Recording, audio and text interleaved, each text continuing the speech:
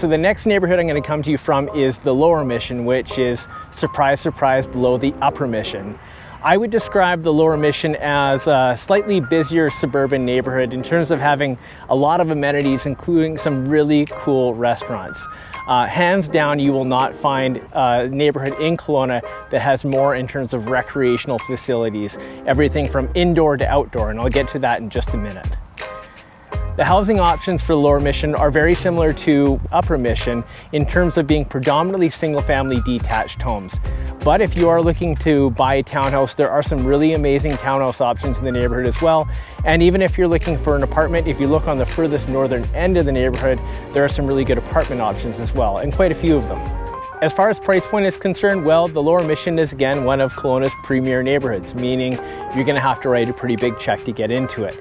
But if you're trying to squeak into the neighborhood and don't want to break the bank, my best advice to you is to focus on the east side of the neighborhood, which is further away from Okanagan Lake, hence the reason why it's a little bit more affordable.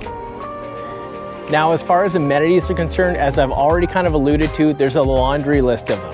But in order to keep this video short and concise, I'll just mention the top three. So number one for me would be the proximity to Okanagan Lake, being that the Lower Mission literally straddles alongside Okanagan Lake. Number two would be the Capital News Centre, which has multiple indoor hockey rinks and soccer fields. And number three would be the H2O Centre, which has multiple indoor swimming pools and a really cool aquatic zone, which includes a wave pool, which is awesome for the kids in the winter. The biggest pro for the Lower Mission would be that you're in a safe neighborhood, but you're not sacrificing a ton on convenience, being that there are lots of little restaurants, there's shopping in the neighborhood as far as grocery stores are concerned, and a ton of recreational facilities, as I've already mentioned. That being said, your commute, if you do have to go into town, is a little bit shorter here than, say, many of the other suburbs like the Upper Mission or Southeast Kelowna. Now, as far as the biggest con for Lower Mission, that would just be that what you get for the money in the Lower Mission might not be as impressive here as, say, other neighborhoods.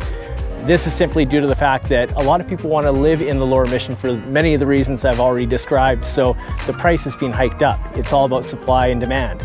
But you know what they say about real estate too, location, location, location. As far as a typical buyer for the Lower Mission, what I usually find is it'll be retirees and families. You don't see a lot of first-time buyers in the neighborhood simply due to the fact that it's a costly place to buy, but also it's not quite as lively as, say, some areas like Kelowna North, which would be the downtown area, or even Kelowna South.